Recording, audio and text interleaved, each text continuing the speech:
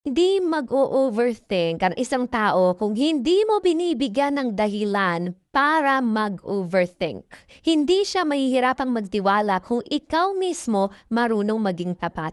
Huwag mong sabihing siya ang problema, na siya ang masyadong selosa o OA, at hindi naman siya magiging paranoid kung hindi ka inconsistent. Hindi siya magpupuyat kakaisip kung saan ka at nasa kanino ka na kung malinaw ka sana. Ang overthinking bunga ng paulit-ulit na red flags. Bunga ng mga salitang hindi tumutugma sa gawa. Bunga ng mga sikreto na ikaw mismo ang nagtatago. At habang ikaw busy sa kasinungalingan, siya naman busy na unti-unting nauubos ang tiwala, ang lakas, pati na rin ang sarili. Masakit isipin pero totoo, hindi siya overthinker. Ikaw lang talaga ang dahilan. Kung mahal mo siya, bakit mo naman siya binibigyan ng sakit ng ulo, haliparot na kutob, at dahilan para mangamba? Kasi ang totoong pagmamahal nagbibigay ng peace of mind, hindi sleepless nights.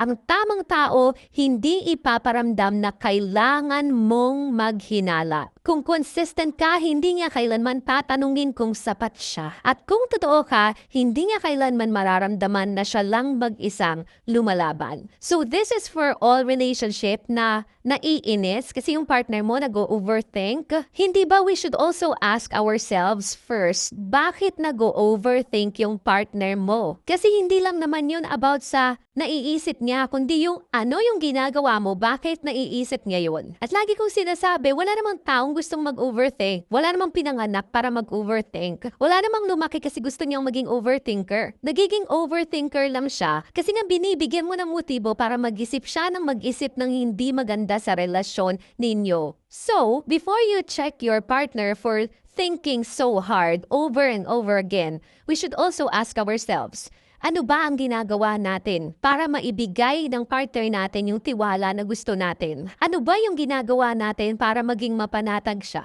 Ano ba yung ginagawa natin para maging mapayapa yung kaisipan niya? Come to think of it, walang gustong mag-overthink, but we should give them assurance that we really are doing what is right.